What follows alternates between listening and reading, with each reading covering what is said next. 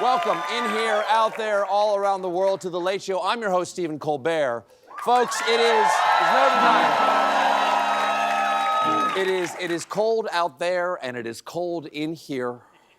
I hope everyone in the audience has remembered to find an audience buddy in case you need to cut them open and crawl inside for warmth. And it's not just here. All over America, temperatures have plunged this week in a phenomenon meteorologists have dubbed winter. Haven't had one of those for a while. How cold is it? Well, some parts of the country are expecting wind chills as cold as minus 60 in what's being described as an Arctic blast. Okay, that is one of the highest levels of cold. It goes frigid, glacial, Arctic blast, and your wife's feet at bedtime. Why won't she just wear socks? Cold. Love you, honey. Cold is everywhere, with below zero wind chills as far south as Arkansas, Tennessee, and Texas. And of course, Texas. And of course, when it gets this cold, not everything is bigger in Texas. He's referring to a penis. It may be... Nice, that's nice. That was an improvement. I never saw that before. That's very nice.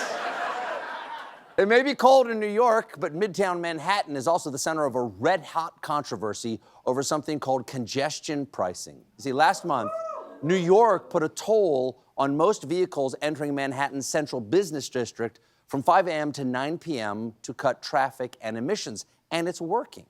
January saw a 7.9% reduction in traffic, and according to the governor's office, Broadway shows are selling out and foot traffic to local businesses is spiking. Or, as the New York Times put it, hey, people are walking here. Now, obviously, this seems like a good thing, so Donald Trump ruined it. Yesterday, he posted, "Congestion pricing is dead.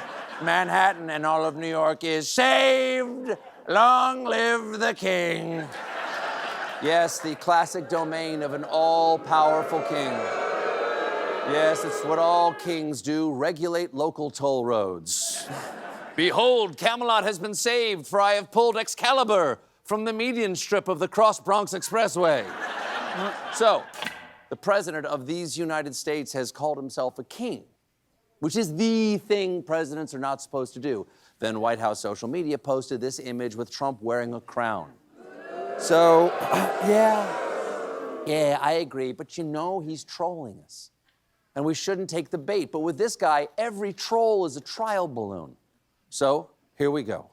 Mr. Trump, America will never bow before any king not named Burger. For he hath made us all part of the royal family.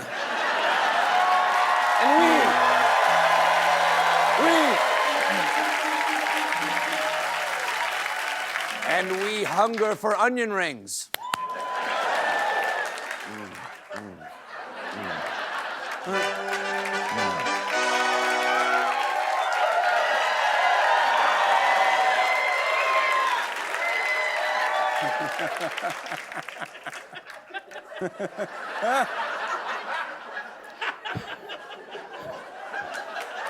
That's how I like them. Ice cold. Thank you, my liege. Trump's royal decree did not go over too well with New York governor and dad's third wife watching the way he says goodbye to the babysitter, Kathy Hochul. Governor Hochul immediately said congestion pricing wouldn't end, posting, "The cameras are staying on." Governor, I love your defiance, but you know Trump loves cameras. This just means he's gonna do his next press conference strapped to the hood of a Camry. At her press conference, Hochul took it to King Don. At 1:58 p.m., President Donald Trump tweeted, "Long live the king." I'm here to say New York hasn't labored under a king in over 250 years. And we sure as hell are not going to start now. She's right. Our founding fathers rejected monarchy so hard it invented hip-hop. What's that dance? What's that dance he's doing? I don't know what that is. So what is that dance? I didn't recognize that dance. So who's right? Well, Trump's team claims he can end the program because the federal government has jurisdiction over highways leading to Manhattan. Nice try. But I've driven into Manhattan many times, and that stretch of highway was adopted by Westy Self-Storage.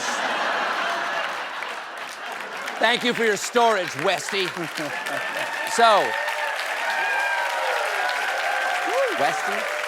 Westy, the kind of dog is a Westie, right? Feds already approved the program last year anyway, and the federal government cannot unilaterally terminate a program once it's begun. To put that in layman's terms, we already said yes to the dress. Kleinfeld doesn't get to have it back. We're wearing it to the wedding, dancing all night in it, and then saving it for our daughter, who will hate it. While Trump is busy cosplaying as the czar of the Lincoln Tunnel, Elon Musk is in charge at Doge, despite the fact that in recent court filings, the White House claims that Elon Musk is not in charge at Doge. Maybe he's not. Maybe Doge is so chaotic, no one's in charge of it. It's just like they taped 2 samurai swords to the hands of the floppy guy at the car wash and turned him loose at the CDC.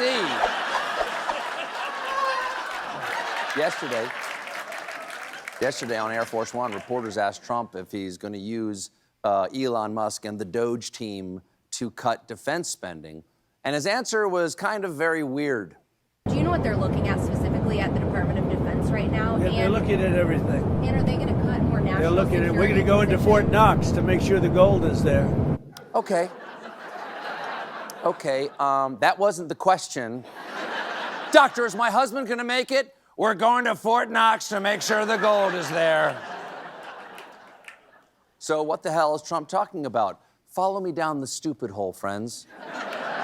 Out on the fringe of the human brain, there are some old conspiracy theories about whether the government is being truthful about the amount of gold in the vault, and Musk has been obsessed with these conspiracy theories lately, tweeting, "Who is confirming that gold wasn't stolen from Fort Knox, and a live stream of Fort Knox would be fire emoji, fire emoji."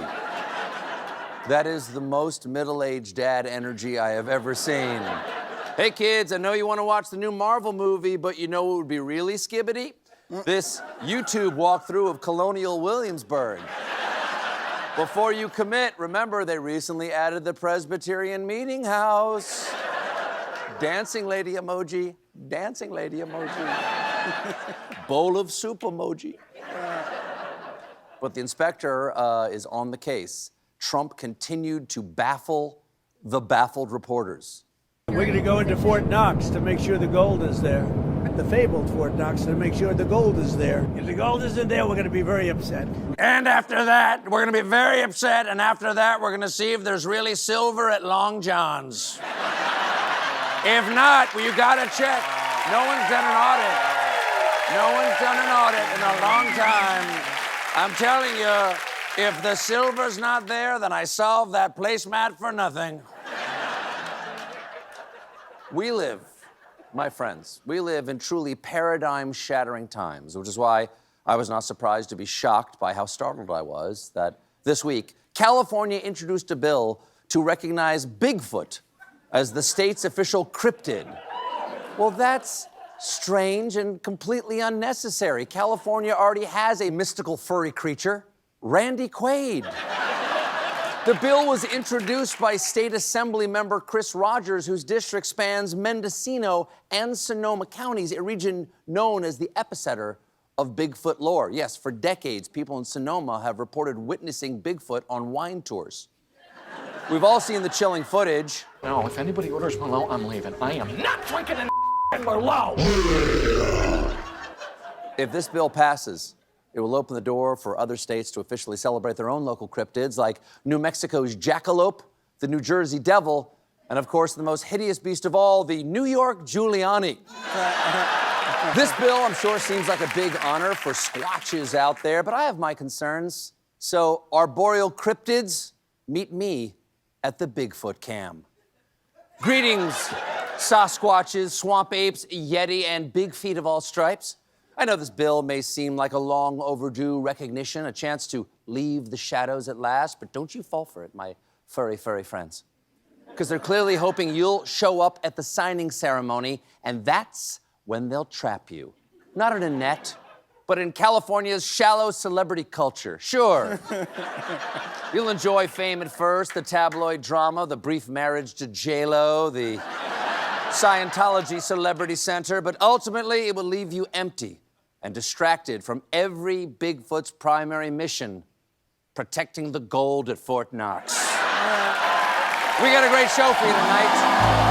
My guests are Al Roker and Monica Lewinsky, but when we come back, meanwhile, y'all, stick around.